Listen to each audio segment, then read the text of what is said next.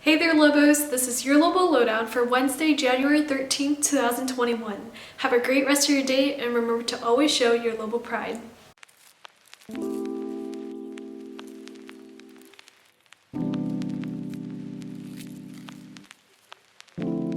Hi Lobos, Ms. Ramos here with this week's Counselor Connection. Just a few quick announcements. Seniors, make sure that you are checking your emails and creating your student portal accounts. It's very important that you guys stay on top of this because it's going to be the #1 way that colleges and universities are reaching out to you with any information that they may still need to complete your application and next steps that need to be taken in order to make sure that you are on track and ready to go for the fall of next year.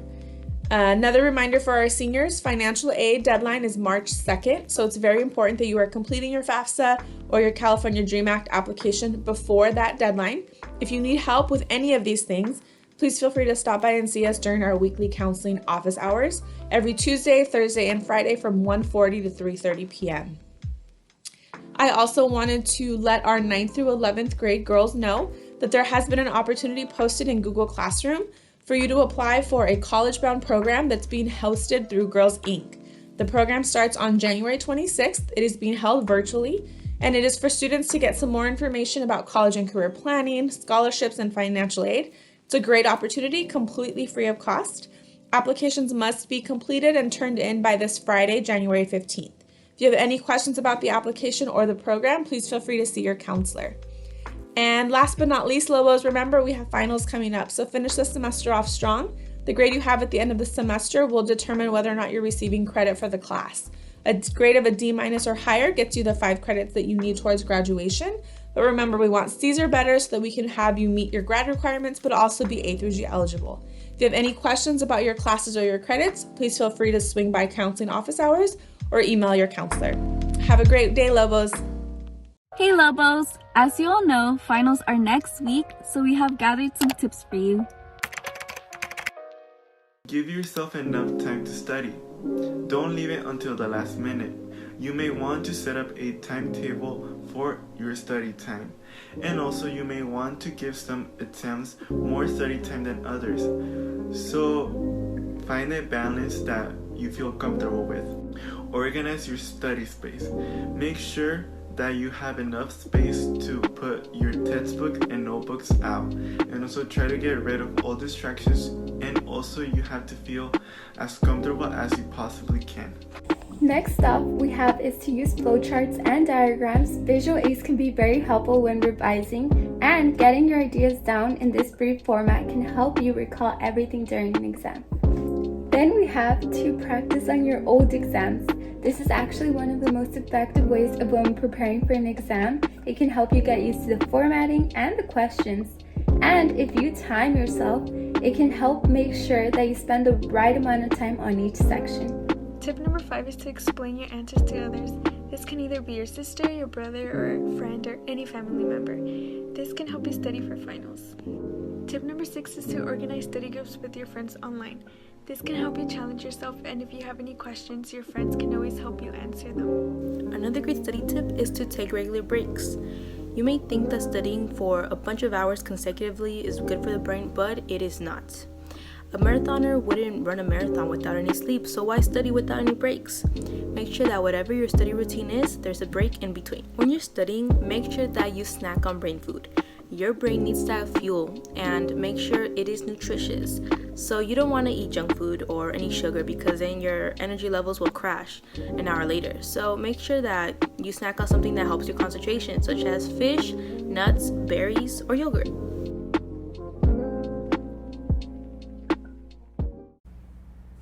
Hey Lobos! As you guys may know, Athletic Leadership created Fitness Friday. To participate, make sure you're following the A Los Amigos Athletics page on Instagram. Make sure you upload a video or a picture of you doing your favorite workout on Instagram. Mention us on your story as well as 3 other friends. And the winner will be getting new sports gear, a Chick-fil-A gift card, a certificate, and a Gatorade. Good luck, Lobos, and remember to always show your paws. Managing your time wisely can help reduce stress. You should have a schedule of when you are planning to study or do any type of schoolwork. Don't push yourself to complete every assignment you have in one day or in one sitting, and make sure to take as much breaks as you can.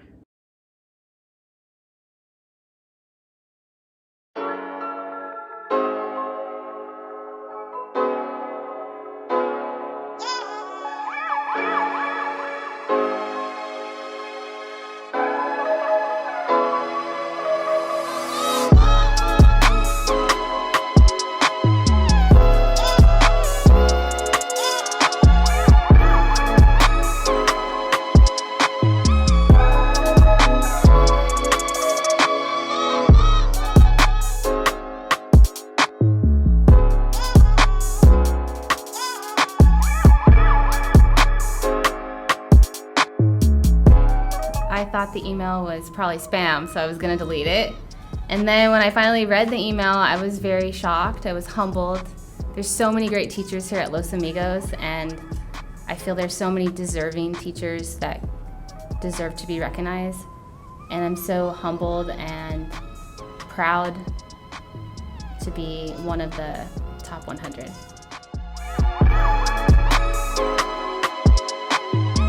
So when we first went to distance learning, I only thought it was going to be a couple weeks, my initial thought. So we tried to keep the pace of an in-person class, and we realized really quickly that wasn't going to work. And so we had to change really quickly. And so my approach was to keep learning accessible at different times of the day, because I know some of my students were working during the day, and so they could do some stuff on their own. And my second thing that I like to help my students was doing project-based learning, doing research and tying it into their everyday life. So for econ, they were researching how the pandemic was impacting our economy and what the government could do about it. They weren't exactly, I'm sure, happy with the projects because they had to film themselves, but they totally stepped it up. The stuff, the results, the thing that they gave me, both written and in their Flipgrids, they sounded like college economists, and they had some really good insights. I loved that they used their personal life, because many of them had been impacted personally by the pandemic, and many of them were working, and they were seeing it firsthand. And I really liked that they used their personal experience plus the stuff we were learning in class, and they were able to come up with this amazing project. The most difficult thing is not seeing my students.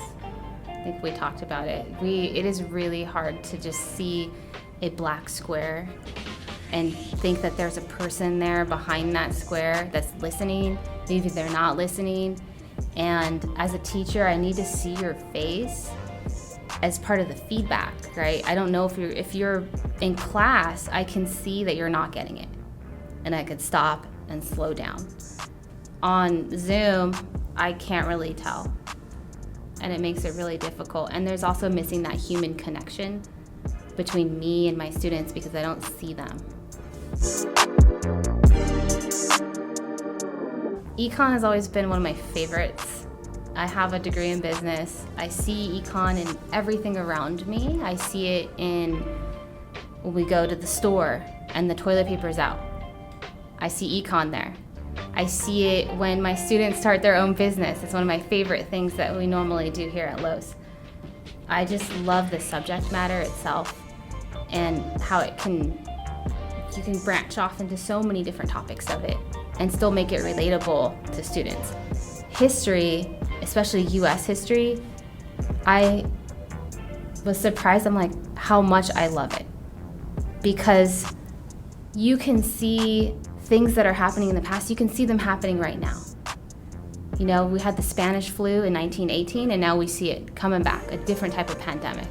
We had the race riots in 1920, and now we're seeing different types of riots and protests now. And it's really important to understand what's going on now when we look at the past and how we got here and what we need to do to change. I was inspired by other teachers' Instagrams, and last year I decided, hey, I'm gonna try it. I was kind of scared because, something different, but so when I was thinking of a name that I liked, I was thinking of what I wanted my students to get out of it. Right? What do I want them to get from my class or from looking at my Instagram posts? I want them to improve, to rise. So Rise with Martinez, to me, it just means we are going to improve ourselves and come out better. Especially right now with the pandemic, I want to improve and come out better on the other side. So that's what it means to me. Some of the content is just things that we do in class and just examples. It's kind of like my bulletin board. It's a digital bulletin board of some of the amazing work. I wish I could show you some of this stuff. I wish I could show you all the videos that they did last spring. It just makes me so proud. So part of it's just me showing off how great my students are. And then some of the content has to do with history. I like to follow the History Channel, so we'll do like what happened today in history. And then I also like to post little things maybe that tie into what we're learning that we don't have time for. So I'll talk about maybe some information about the Spanish flu that I find interesting. And I'll find my own sources depending on the topic that sparks my interest. And then for econ, like I said, econ is everywhere. I see it in every aspect of the news. So anytime I see something in the news and I'm like, oh, we're talking about that, I need to put that right now. Like today, we've been talking about budgeting. So today I saw a post about how the pandemic has impacted Americans, and it showed their budgets side by side and how much they were spending.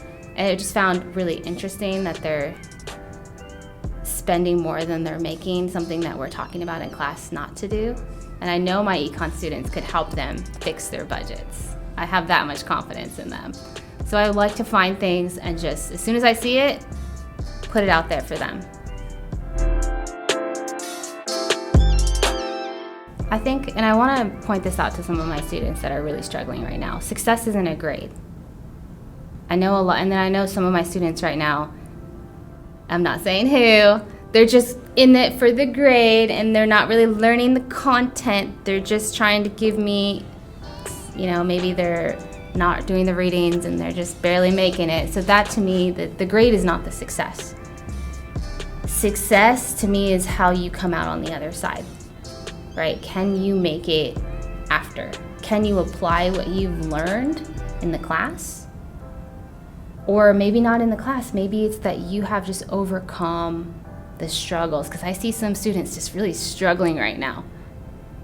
To me, the success is not that they passed my class, it's really that they were able to overcome those struggles and rise up on the other side. The first person, and she's not around anymore, was my grandma. She lived through the Great Depression, she lived through World War II. She just was an amazing, strong woman. She raised like 8 kids, very strict. And when I look at her, I just see like, I want to be her. She lived through so much. And again, she rose up and came up on the other side stronger. And she had her family with her. The second person I would have to say is my husband. He also overcame so many struggles to get where he's at in life. He started with nothing. Neither of his parents spoke English, and he was able to take what he could and then go get an education and then go be successful in life. And he's still trying. He's still going to school, still reaching for more. And then the last person is actually kind of funny because it's older to younger. The last person's my daughter. She's only 10 right now. I talk about her a lot. Maybe you guys have met her. She comes in to sell Girl Scout cookies sometimes, she's so cute. She's a mini me. But I see her working so hard all the time. She has homework, she'll do extra. She'll sit there and she'll spend hours doing things just because she wants to, not because she wants the grade, but because she wants to learn it. And she has motivated me to just keep going, keep trying, and even keep teaching, because there's always that one kid that wants it, and she wants it.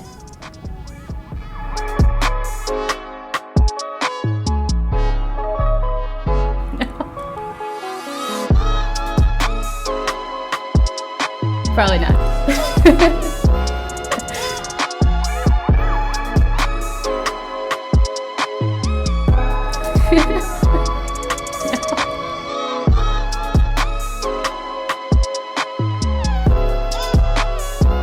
Probably not.